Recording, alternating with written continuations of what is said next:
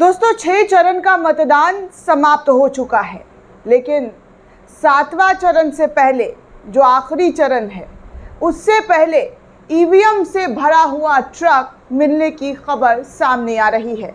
एक बहुत बड़ा ट्रक जिसमें सैकड़ों ईवीएम जो है वो भरा पड़ा था, इस वक्त सोशल मीडिया पर काफ़ी तेज़ी से तैरता हुआ नज़र आ रहा है। ये खबर लोग वायरल कर रहे हैं और कह रहे हैं कि 6 चरणों तक जो छुटपुट कामें हुई हैं, अब 7वें चरण से पहले पूरा खेल जो है खेलना शुरू कर दिया है।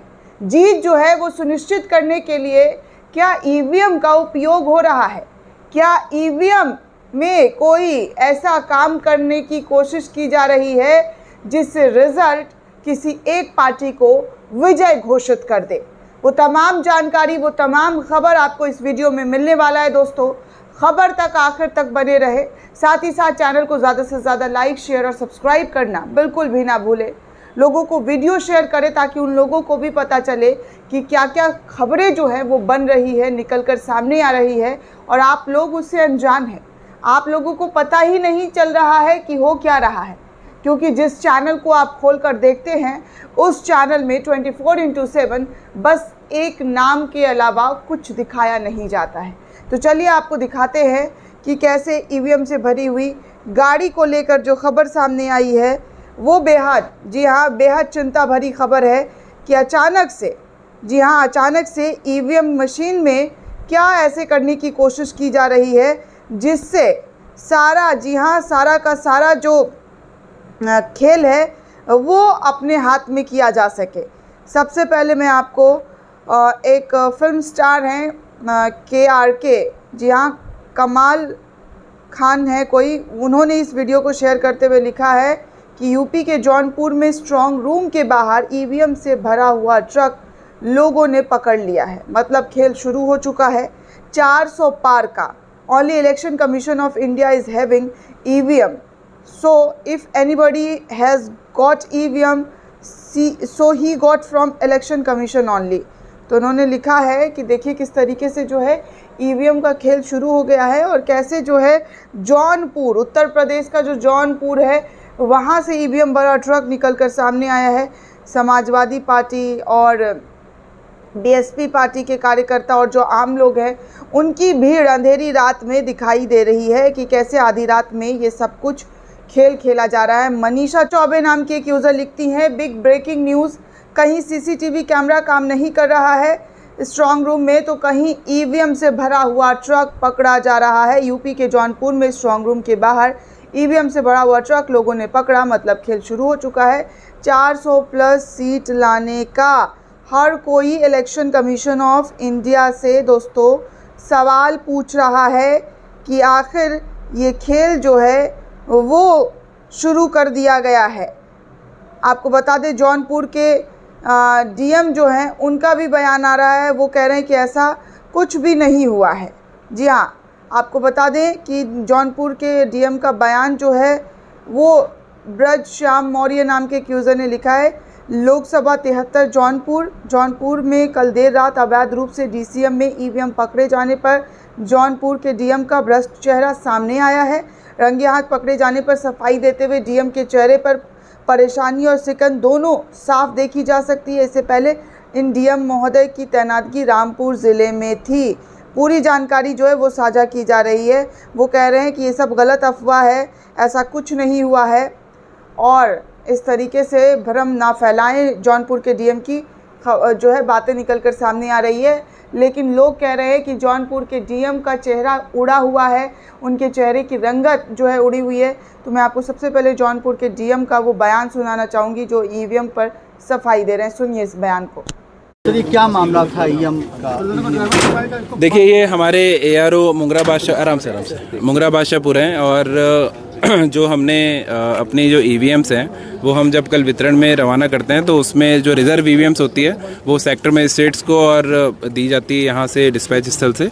और इसके अतिरिक्त जो हमारा विधानसभा का हेडक्वार्टर होता है ARO हेडक्वार्टर, वहाँ पे भी हम रिज़र्व ईवीएम रखते हैं कि इन केस कहीं पे किसी सेक्टर मजिस्ट्रेट के पास या जोनल के पास अगर मशीन कम पड़ जाती है, रिप्लेसमेंट जब मॉक पोल के दौरान या वार्षिक मतदान के दौरान होता है, तो हम लोग ARO हेडक्वार्टर से उसको मशीन दे के रिप्लेस कर। सुना दोस्तों किस तरीके से सफाई पेश कर रहे हैं। और लोग कह रहे हैं कि ये पहले रामपुर में डीएम थे, जिस रामपुर से निरहुआ ने चुनाव जीता है।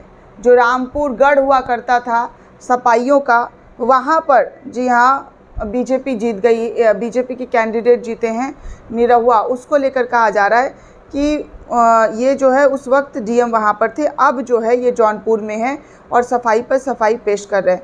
यूपी कांग्रेस की तरफ से भी एक बड़ा सा ट्वीट शेयर करते हुए जानकारी साझा की गई और कहा गया लोकतंत्र की हत्या करने की कोशिश करते हुए फिर पकड़ी गई बीजेपी। 25 मई 2024 को जौनपुर में बीजेपी ने मतदान को प्रभावित करने का हर दुष्चक्र रचा है। जब इसमें कामयाब नहीं हो पाए तो अवैध रूप से DCM ट्रक में लगभग 150 EVM वीर बहादुर सिंह पूर्वांचल यूनिवर्सिटी में बनाए गए स्ट्रॉन्ग रूम के अंदर प्रशासन की मदद से ले जाया जा रहा था। इंडिया गठबंधन प्रत्याशी और उनके समर्थकों की सतर्कता से उन्हें रंगे हाथों पकड़ लिया गया है। इलेक्शन कमीशन ऑफ इंडिया, क्या अब भी हम आपसे निष्पक्ष चुनाव की उम्मीद कर सकते हैं? जौनपुर के ज़िला अधिकारी अब इसे छुपाने के लिए नए नए तर्क दे रहे हैं, जो उनके चेहरे के हाव भाव देखकर साफ लिखा जा रहा है कि खुद ही ये झुठला रहे हैं। भाजपा लोकतंत्र को कुचलकर तानाशाही तंत्र लाना चाहती है, इसलिए वो जनमत को बदलने की हर तरह से अलोकतांत्रिक प्रयास कर रही है। सोचिए दोस्तों किस तरीके से जो है खबर निकलकर सामने आया है। डीएम जौनपुर ने भी अपनी वीडियो शेयर करते हुए लिखा है, कल दिनांक 25/5/2024 को विधानसभा मुंगरा बादशाहपुर हेतु रिजर्व किए गए उपयुक्त EVM मशीन मिनी ट्रक के माध्यम से ARO ऑफिस मुंगरा बादशाहपुर से कलेक्ट्रेट स्थित EVM वेयरहाउस में जमा करने हेतु तहसीलदार मछली शहर वाहन लेकर पूर्वांचल विश्वविद्यालय मार्ग से वापस आ रहे थे। जाम अधिक होने के कारण पुलिस सुरक्षा बल प्राप्त करने हेतु उनके द्वारा वाहन को विश्वविद्यालय प्रांगण में ले जाया गया, जिस पर सपा के प्रत्याशी और उनके समर्थकों द्वारा आपत्ति की गई है, जिसके क्रम में उन्हें रिजर्व EVM मशीनों की सूची उपलब्ध कराते हुए उसका मिलान उन्हें पूर्व में दी गई रिजर्व EVM मशीन की सूची से कराया गया है, जिस पर वो संतुष्ट हुए। तत्पश्चात रिजर्व EVM के ट्रक को कलेक्ट्रेट भेजकर EVM मशीनों को EVM वेयर हाउस में जमा कराया गया। उस वक्त संबंध में मीडिया से वार्ता करते हुए मीडिया बाइट देते हुए उन्हें प्रकरण की जानकारी दी गई है। पूरी प्रक्रिया सपा प्रत्याशी की उपस्थिति में संपन्न हुई है। इस तरीके से डीएम साहब जो है अपनी बात रखते हुए नज़र आ रहे हैं। तमाम जानकारी आपको लगातार दे रहे हैं दोस्तों कि EVM कहीं पर CCTV कैमरा 45 मिनट तक, तो कहीं पर 5-5 बार, जी हाँ 5-5 बार EVM मशीन जहाँ स्ट्रॉन्ग रूम है वहाँ पर कट कर दी जा रही है। तो इस तरीके से जो है तमाम जानकारी साझा की जा रही है। आगे ब्रजश्याम मौर्य ने एक और जी हाँ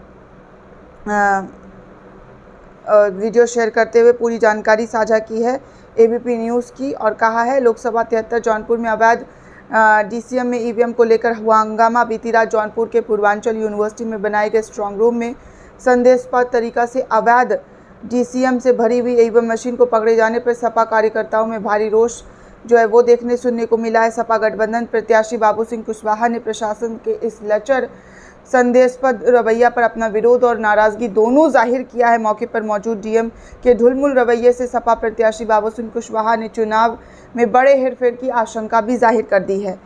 तो इस तरीके से जो है तमाम जानकारी निकलकर सामने आ रही है कि कैसे EVM मशीन का जो खेल है वो शुरू हो गया है। EVM से खेल जो सेट नहीं हो पाया है वो खेल सेट करने की कोशिश की जा रही है। ऐसा तमाम समाजवादी पार्टी और जो वहाँ के लोग हैं वो इस तरीके की प्रतिक्रिया देते हुए अपनी अपनी बात रख रहे हैं कि क्या EVM मशीन के ज़रिए अब ये चुनाव जीतने की कोशिश की जा रही है, क्योंकि छठे चरण का रुझान तो साफ तौर पर दिखाई दे रहा है कि इंडिया गठबंधन किस तरीके से पूरे देश में उनका लहर जो है वो छाया हुआ है। हर तरफ इंडिया गठबंधन की गूंज नज़र आ रही है। हालांकि मोदी जी की लहर थोड़ा बहुत दिखाई देती है दोस्तों, जो भक्त है वो थोड़ा ना बदलेंगे, लेकिन जिस तरीके से जो चेंजेस आए हैं इस बार वोटर्स में, वो बेहद अचंभित करने वाला है, क्योंकि मैं भी आपको लगातार खबर दिखा रही हूँ, बता रही हूँ, और अब ईवीएम को लेकर जो तरह तरह की खबर आ रही है उस पर और शक ज़्यादा गहरा जो है वो होता हुआ आम जनता का, विपक्षी नेताओं का जो देखने सुनने को मिल रहा है कि ईवीएम से बात बनाने की कोशिश की जा रही है, ईवीएम के साथ पूरी तैयारियां की जा रही है, जिससे चुनाव को इस बार इस बार अपने पाले में कर लिया जाए। इस बार क्या, 2 बार भी 14 में तो खैर नहीं, 19 में लोगों ने बहुत ज़्यादा ईवीएम को लेकर सवाल उठाए थे। अभी भी जब चुनाव नहीं हुआ था उससे पहले वकीलों ने, जी हाँ, बहुत सारे वकीलों ने मिलकर ईवीएम में शक जाहिर किया था और प्रोटेस्ट भी किया था, और तमाम तरीके की याचिका भी सुप्रीम कोर्ट में दाखिल की गई थी। हालांकि उन याचिकाओं को सुप्रीम कोर्ट ने खारिज कर दिया, लेकिन जिस तरीके से बार बार ईवीएम मशीन का मिलना, ईवीएम मशीन में गड़बड़ी होने की आशंका, कभी दबाया साइकिल को तो कमल के बटन का पर्चा निकल जा रहा है, तो ये सब कुछ देखने सुनने को बार बार मिल रहा है। दोस्तों, इस पूरे रिपोर्ट को लेकर आप क्या सोचते हैं, आपकी क्या प्रतिक्रिया है, हमें कमेंट करके ज़रूर बताइएगा। साथ ही साथ चैनल को ज़्यादा से ज़्यादा लाइक, शेयर और सब्सक्राइब करना बिल्कुल भी ना भूलें।